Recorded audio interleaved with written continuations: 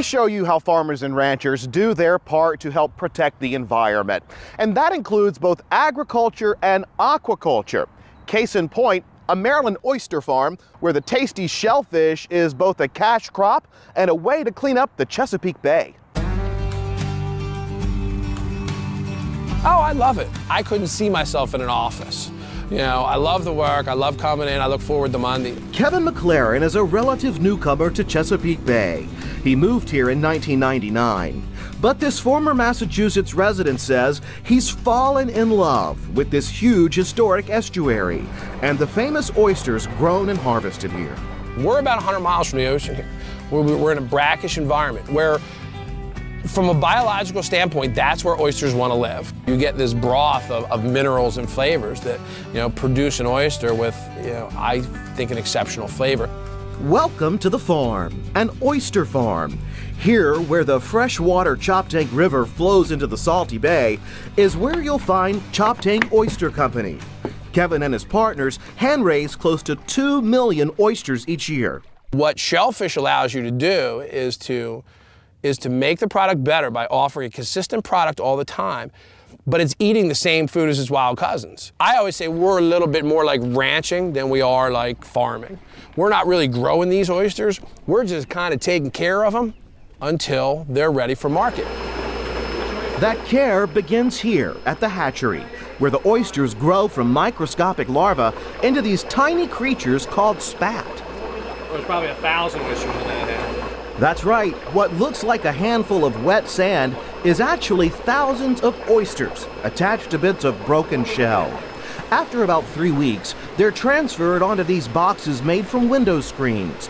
They'll grow to about the size of a quarter and then be moved to these floats right on the bay, as many as 10,000 in each one. We grow them for half a summer, then we pull them out, we split them, tumble them, and put them back into bags at a lower level. So we'll put them back in at maybe 5,000. And that process continues over 2 years until they're large enough to harvest. Even after 2 years, some oysters are still too small. They're separated and put back in the water.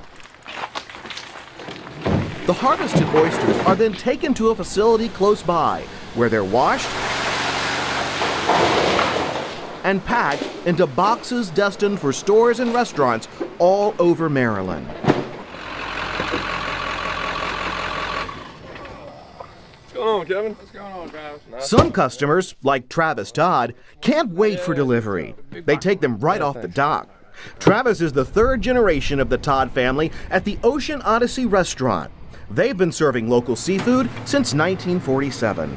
It's a really clean, vibrant, it just tastes like nature, What I really, really like about it is the fact that this is our local and native oyster, yet it's being grown. It's being grown rather than just harvested in the wild. What we have is some rendered bacon, and keep the fat. You're going to add to that fat, you're going to add onion and garlic. Today, Travis is making oysters Bobafeller, a variation on the famous oysters Rockefeller. Cracked pepper, lemon juice, heavy cream, arugula, and Parmesan cheese. All mixed and baked into cheesy goodness. As soon as you bread these things, you want to get them in the fryer. For something different, how about a po' boy? Shucked and breaded and fried, made from oysters less than an hour from the water. Ocean Odyssey is one of the local restaurants we have, and he uses our oysters in everything because he sees the quality of it, and for him, it's worth it.